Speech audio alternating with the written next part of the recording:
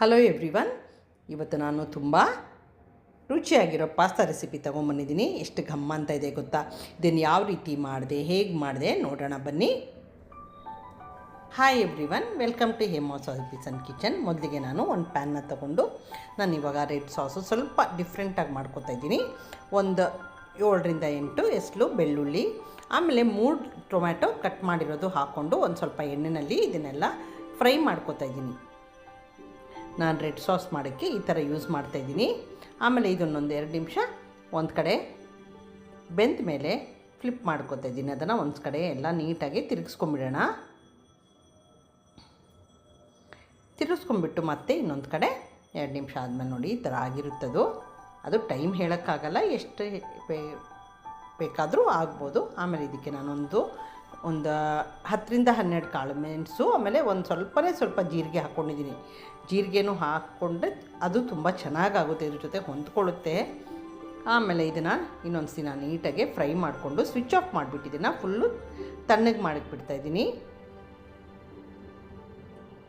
ಅದು ತಣ್ಣಗೆ ಮಾಡಕ್ಕೆ ಬಿಡೋ ಅಷ್ಟರಲ್ಲಿ, ತಣ್ಣಗಾಗೋ ಅಷ್ಟರಲ್ಲಿ ನಾನು ಇವಾಗ ಒಂದು ಪಾತ್ರೆಗೆ 1 ಲೀಟ್ರಷ್ಟು ನೀರು ತೊಗೊಂಡೋದನ್ನು ಕಾಯಿಸ್ಕೊತಾ ಇದ್ದೀನಿ. ಅದಕ್ಕೆ 1 ಚಮಚ ಉಪ್ಪು, 1 ಚಮಚ ಎಣ್ಣೆ ಹಾಕ್ಬಿಟ್ಟು ಅದನ್ನು ಚೆನ್ನಾಗಿ ಕುದಿಬೇಕು. ಇವಾಗ ಕುದೀತಾ ಇದೆ. ಇವಾಗ ನಾನು 1 ಕಪ್ಪಷ್ಟು ಪಾಸ್ತಾ ತೊಗೊಂಡಿದ್ದೀನಿ. ನಿಮ್ಮ ಎಷ್ಟು ಬೇಕೋ ಅಷ್ಟು ನೋಡಿ, ನಿಮ್ಮ ಮನೇಲಿರೋದು ನೀವು ತೊಗೋಬೋದು. ಅದನ್ನು ಚೆನ್ನಾಗಿ ಇದರಲ್ಲಿ ಆಲ್ಮೋಸ್ಟ್ ಕುಕ್ ಆಗಬೇಕು, ಅಲ್ಲಿವರೆಗೂ ನಾವು ಇದನ್ನು ಬೇಯಿಸ್ಕೋಬೇಕಾಗುತ್ತೆ. ತೋರಿಸ್ತೀನಿ ನೋಡಿ. ಫರ್ಮಾಗಿರಬೇಕು, ಮೆತ್ತಗಾಗಿರಬಾರ್ದು. ಅಲ್ಲಿವರೆಗೂ ನೋಡ್ಕೊಂಡು ಅದೊಂದು 10ರಿಂದ 12 ನಿಮಿಷ ಸಾಕಾಗುತ್ತೆ. ಇದು ನಾನು ಡ್ಯೂರಮ್ ವೀಟ್ ಪಾಸ್ತಾ ತೊಗೊಂಡಿದ್ದೀನಿ. ಅದು ಮೈದಾ ಅಲ್ಲ, ಇದು ತುಂಬ ಚೆನ್ನಾಗಿರುತ್ತೆ ಈ ಥರ. ಇದು ಹೆಲ್ತಿ ಕೂಡ. ಆಮೇಲೆ ಇದನ್ನು ಆಫ್ ಮಾಡಿಬಿಟ್ಟು ಇವಾಗ ನೋಡಿ ಈ ಥರ ಸ್ಟ್ರೈನ್ ಮಾಡ್ಕೊತಾ ಇದ್ದೀನಿ. ಆ ನೀರನ್ನು ಬಿಸಾಕೋಕ್ಕೆ ಹೋಗ್ಬಿಡಿ, ಅದು ಮುಂದೆ ನಮಗೆ ಯೂಸ್ ಆಗುತ್ತೆ. ಇದೆಲ್ಲ ಒಂದು ಕಡೆ ಇವಾಗ ಎತ್ತಿಟ್ಕೊಂಡು ಇವಾಗ ಮುಂದಿನ ಪ್ರೋಸೆಸ್ ನೋಡೋಣ ಬನ್ನಿ.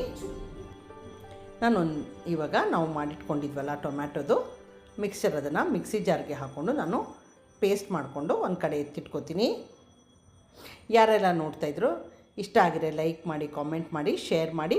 ಮಕ್ಳಿಗಂತೂ ತುಂಬ ಇಷ್ಟ ಆಗುತ್ತೆ. ನೀವು ಈ ಥರ ಮನೇಲೇ ಮಾಡಿಕೊಟ್ರೆ ರೆಸ್ಟೋರೆಂಟ್ಗಿಂತ ಚೆನ್ನಾಗಿರುತ್ತೆ. ಈ ಥರ ಮಾಡಿ ನೀವು. ಆಮೇಲೆ ನೋಡಿ ಇದನ್ನು ಸ್ವಲ್ಪ ಮಿಕ್ಸಿ ಜಾರ್ಗೆ ಒಂದು ಸ್ವಲ್ಪ ನೀರು ಹಾಕ್ಕೊಂಡು ಅದನ್ನು ರೆಡ್ ಸಾಸ್ನ ಒಂದು ಕಡೆ ಎತ್ತಿಟ್ಕೊಂಡು ಅದೇ ಪ್ಯಾನ್ಗೆ ನಾನಿವಾಗ 1 ದೊಡ್ಡ ಸ್ಪೂನಷ್ಟು ಬೆಣ್ಣೆ ಹಾಕ್ಕೊಂಡು 1 ಸ್ಪೂನಷ್ಟು ಮೈದಾ ಹಾಕ್ಕೊಂಡಿದ್ದೀನಿ. ಈಗ ನಾನು ವೈಟ್ ಸಾಸ್ ಮಾಡ್ಕೊತಾ ಇದ್ದೀನಿ. ಚೆನ್ನಾಗಿ ಇದನ್ನು ಹಸಿ ವಾಸನೆ ಹೋಗೋವರೆಗೂ ಇದನ್ನು ಚೆನ್ನಾಗಿ ಬೇಯಿಸ್ಕೋಬೇಕಾಗುತ್ತೆ ಮೈದಾ. ಆಮೇಲೆ ಚೆನ್ನಾಗಿ ನೋಡಿ ಇವಾಗ ಮೈದಾ ಚೆನ್ನಾಗಿ ಘಮ್ಮಂತ ಇದೆ, ಬೆಂದುಬಿಟ್ಟಿದೆ. ಆವಾಗ ನಾನು ಒಂದು ಅರ್ಧ ಕಪ್ಪಷ್ಟು ಹಾಲು ಹಾಕ್ಕೊಂಡಿದ್ದೀನಿ. ಇದಕ್ಕೆ ಹಾಲು ಹಾಕ್ಕೊಂಡು ಇದನ್ನು ಯೂನಿಫಾರ್ಮ್ ಕನ್ಸಿಸ್ಟೆನ್ಸಿಗೆ ಬರಬೇಕಾಗುತ್ತೆ. ಇದೊಂದು 2 ನಿಮಿಷ ಚೆನ್ನಾಗಿ ಕುದಿಸ್ಕೊಂಡ್ರೆ ಕ್ರೀಮಿಯಾಗಿ ಬರುತ್ತೆ. ನೋಡ್ತಾ ಇದ್ದೀರಲ್ಲ, ನಾನು ತೋರಿಸ್ತೀನಿ ಹೇಗಾಗಿರಬೇಕು ಅಂತ. ಆ ಥರ ಆಗಿರಬೇಕು.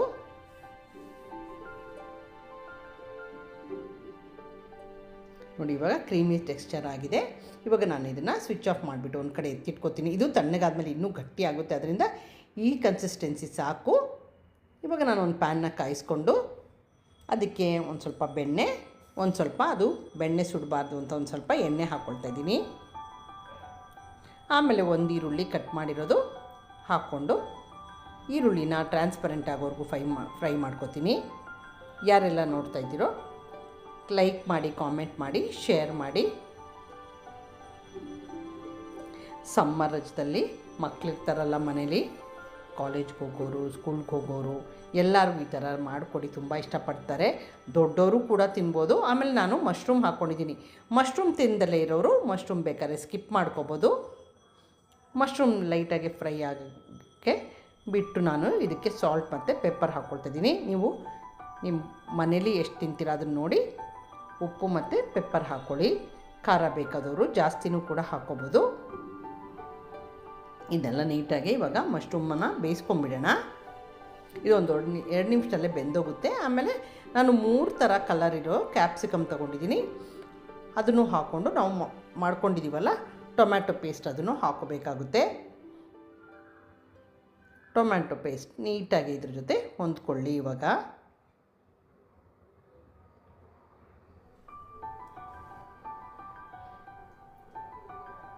ಇವಾಗ ನಾವು ವೈಟ್ ಸಾಸ್ ಮಾಡ್ಕೊಂಡಿದ್ದೀವಲ್ಲ ಅದನ್ನು ಒಂದು ಸತಿ ಮಿಕ್ಸ್ ಮಾಡಿಕೊಂಡು ಇದ್ರ ಜೊತೆ ಹಾಕ್ಕೋಬೇಕು.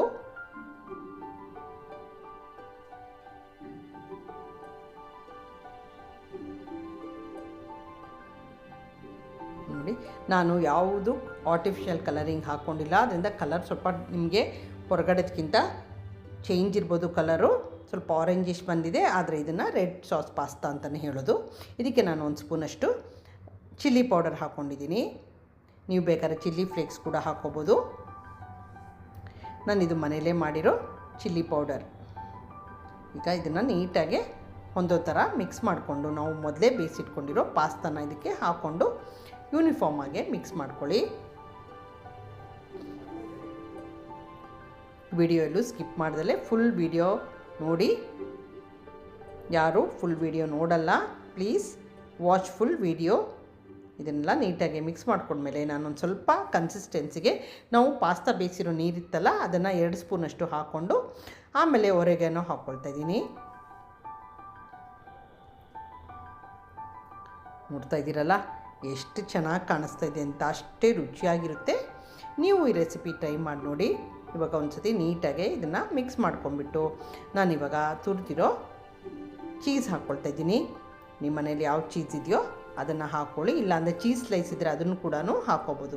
ಇವಾಗ ಒಂದು ಸತಿ ಸುಮ್ಮನೆ ಈ ಥರ ನಾನು ಟ್ಯಾಪ್ ಮಾಡಿಬಿಟ್ಟು ಮುಚ್ಚಿಬಿಟ್ಟು ಇದನ್ನು ಬೇಯಿಸ್ತಾ ಇದ್ದೀನಿ. 1 ನಿಮಿಷ ಅಷ್ಟೇ. 1 ನಿಮಿಷ ಆದಮೇಲೆ ನೋಡಿ ಈ ಥರ ಆಗಿರುತ್ತೆ. ಇವಾಗ ನೋಡಿ, ನೋಡ್ತಾ ಇದ್ದೀರಲ್ಲ ರುಚಿಯಾಗಿರೋ ಇವಾಗ ಪಾಸ್ತಾ ರೆಡಿಯಾಗಿದೆ. ಇದನ್ನು ನಾನು ಸರ್ವ್ ಮಾಡ್ತಾಯಿದ್ದೀನಿ. ಯಾರೆಲ್ಲ ನೋಡ್ತಾ ಇದ್ದೀರೋ subscribe to Hema's office and kitchen. ನೀವು ಈ ರೆಸಿಪಿ ಟ್ರೈ ಮಾಡಿ ನೋಡಿ.